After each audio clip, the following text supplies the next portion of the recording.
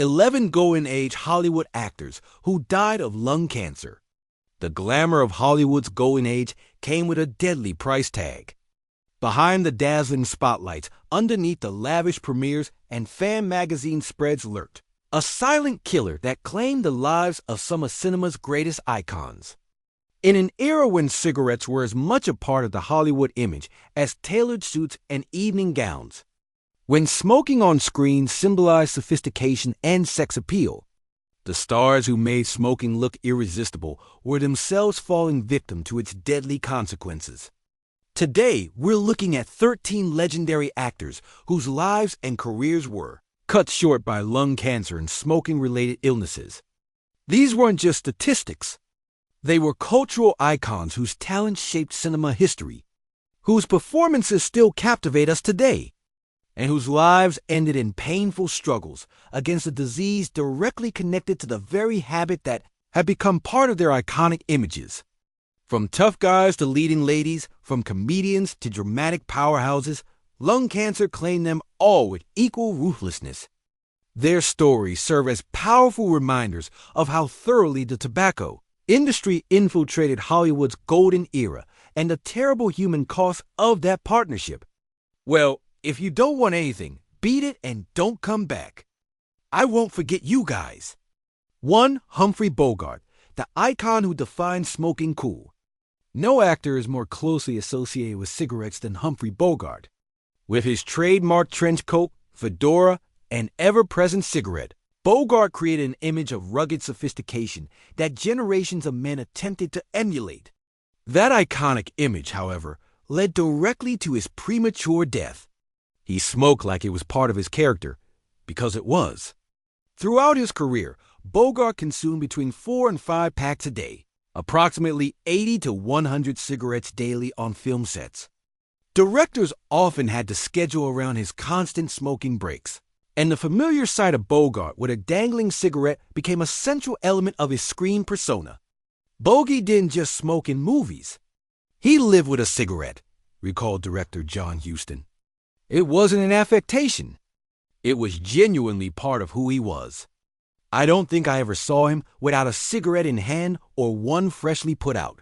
This smoking-infused persona reached its apex in films like Casablanca, The Maltese Falcon, and The Big Sleep, where his characters smoke almost continuously. The cigarette became as essential to his characterizations as his fedora or his distinctive speech patterns, a visual shorthand for the world-weary cynicism that defines so many of his roles.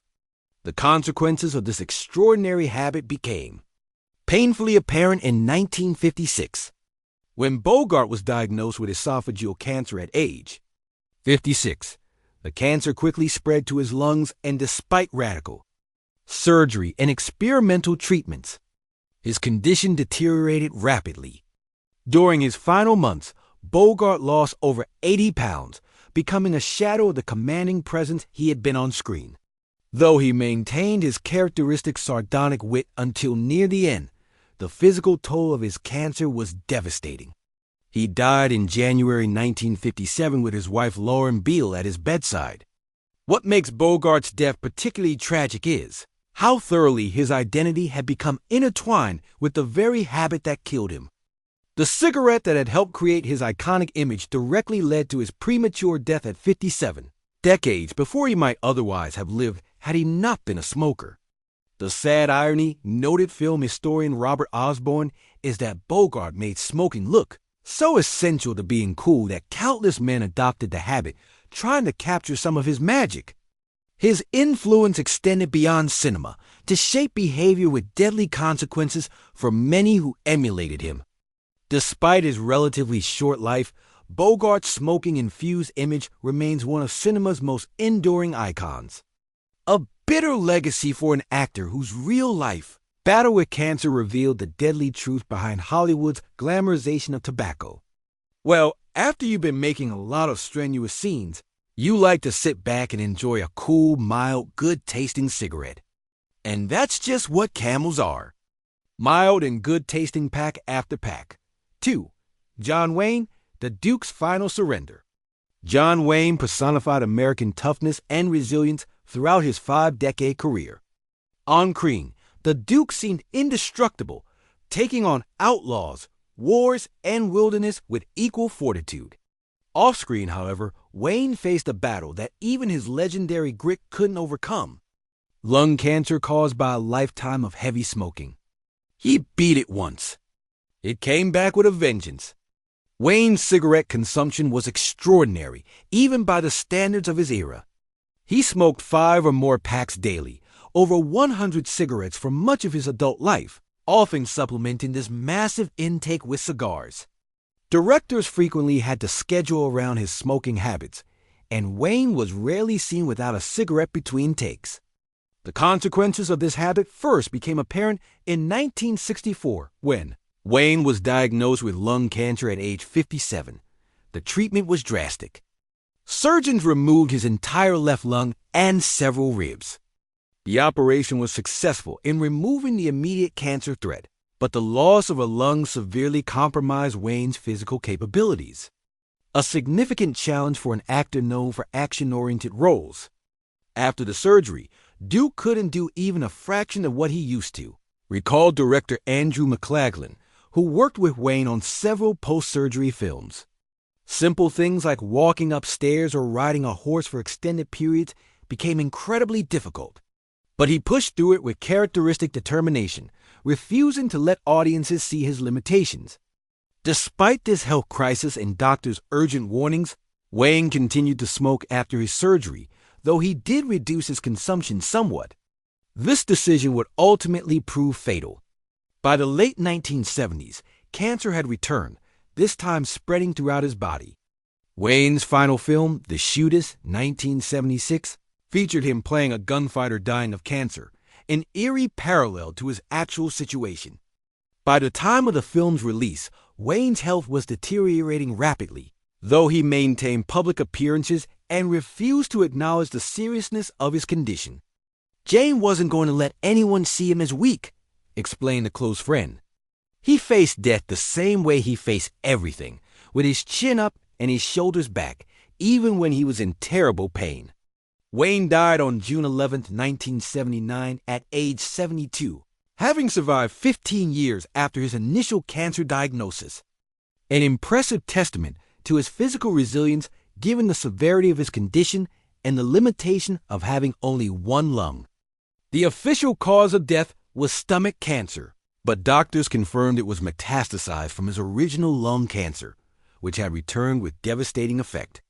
In a final act of public service, Wayne's family authorized the establishment of the John Wayne Cancer Foundation after his death, dedicated to cancer research, education, and support.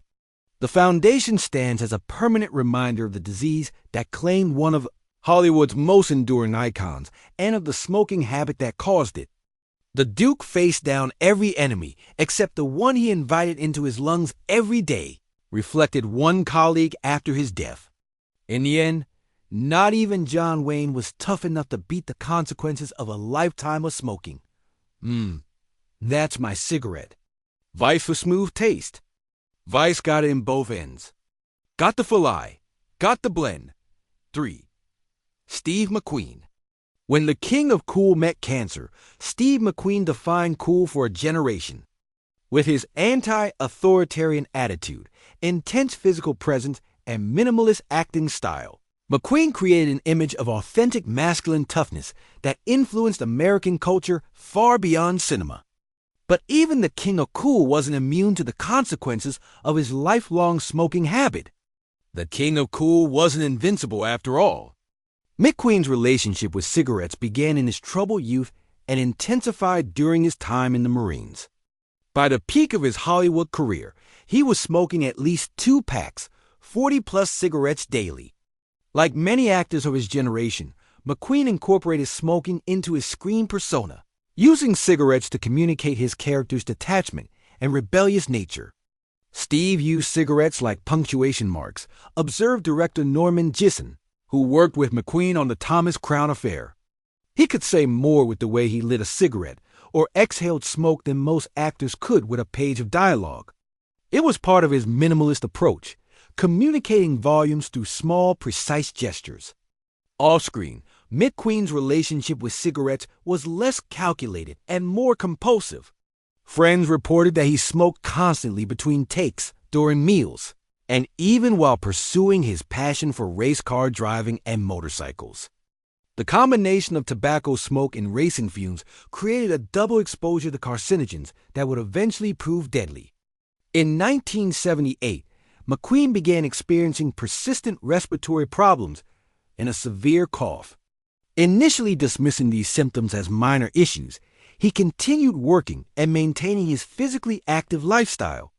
By early 1980, however, his condition had deteriorated to the point where he sought serious medical attention. The diagnosis was devastating: mesothelioma, a rare and aggressive cancer of the lung lining.